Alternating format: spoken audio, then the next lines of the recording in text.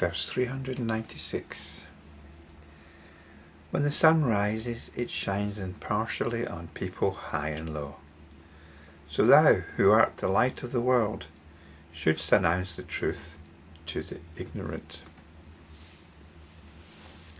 I think we have to assume it's Mahamati that is speaking here, and he's addressing the Buddha. And there seems to be a little bit of a rebuke here from Mahamati towards the Buddha. The Buddha is the light of the world, and so he should impart his teachings to all. But this comes in the context of a particular metaphor that's used. It's a metaphor which tries to explain why the one consciousness appears as many. And the metaphor is that of the ocean and the waves. There are many waves, but one ocean. And the Buddha in previous verses has been dismissing this metaphor. In the previous verse, for example, we're told that the alaya, this one consciousness, is compared to the ocean for the sake of the discriminating intellect of the ignorant. The likeness of the waves in motion is only brought out by way of illustration. And in verse 392, we're told that there is no such evolving of waves in the ocean. And in verse 392, we're essentially told that there's no such evolving of waves in the ocean at all. The point is, the teaching of the Buddha is not for the intellect. The intellect might find this explanation, this metaphor, quite satisfactory. Ah yes, one ocean, many waves, but only one ocean. And it's quite satisfying for the intellect, but where does that leave us? We've been given an explanation. But has this got us any closer to the truth? So there are two things here. One is, the Buddha has to cater to the intellects of people, because this actually is how they approach the teachings. They approach the teachings by trying to get their head around it. And so the Buddha has to address this, because if he didn't, the teachings would have died out. These teachings are so subtle and so profound that most people, even those that are very scholarly, who've made great studies of these teachings, or who've devoted their life in a religious context to these teachings, they miss the point. And yet, we have to be grateful to these people for keeping the teachings alive. So the Buddha in these last verses has been telling us that these teachings,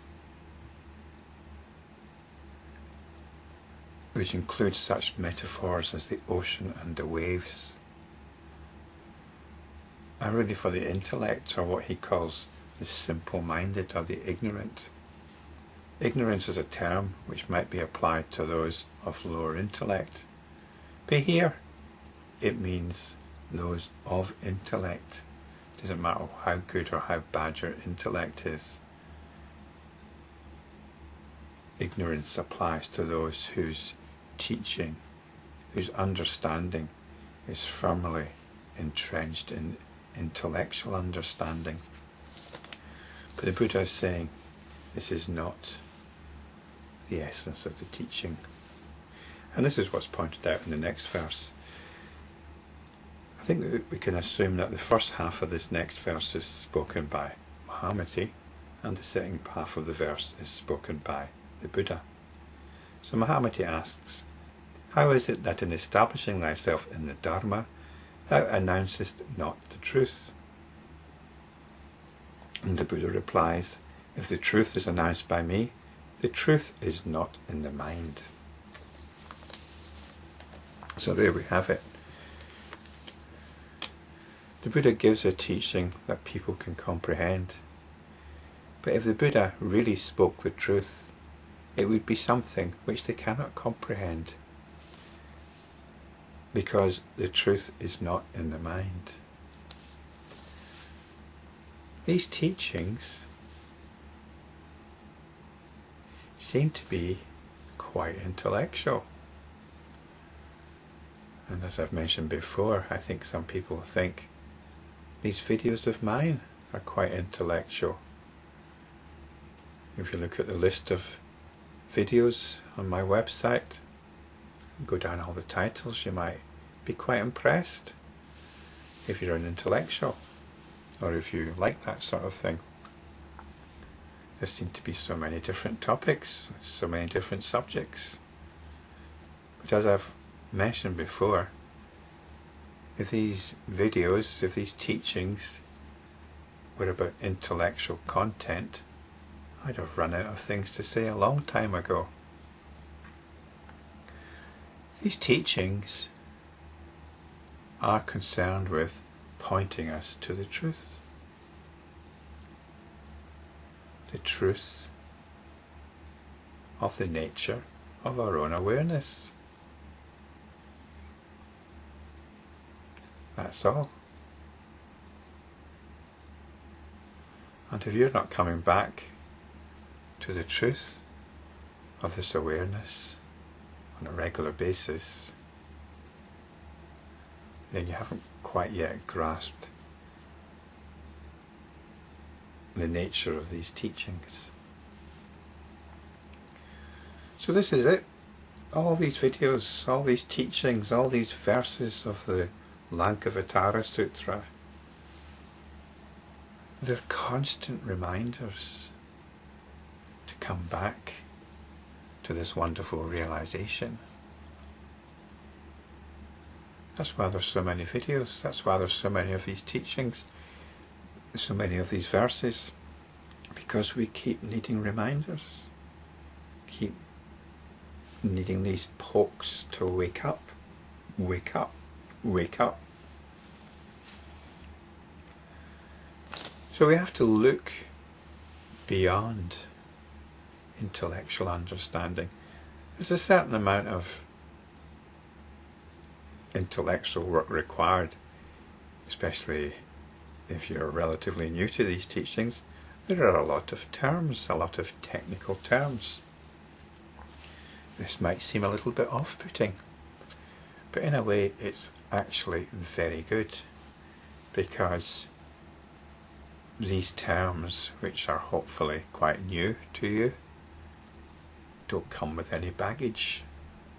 If we were talking about God and salvation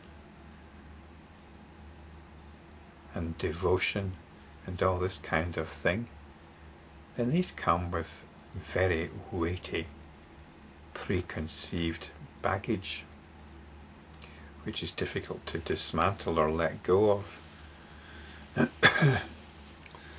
So in these terms, in these Sanskrit terms, we've got a blank slate,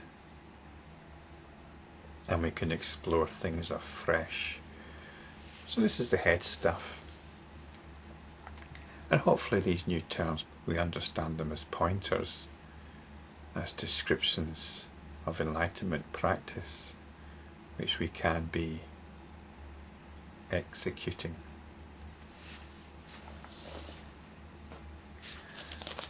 So we've got this metaphor of the ocean and the waves continuing in the next verse, and I'll continue with it in the next video.